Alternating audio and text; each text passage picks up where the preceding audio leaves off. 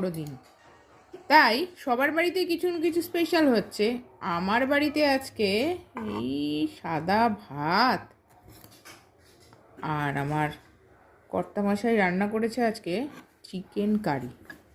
সাদা ভাত, তার সাথে একটু স্যালাড নিয়ে নিই।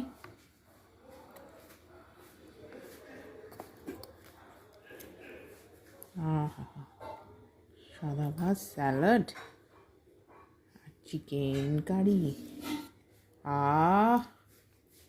পুরো জমে যাবে।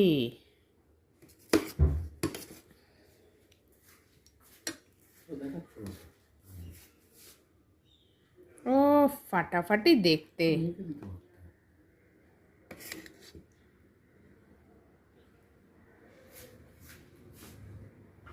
জমে পুরো ক্ষীর।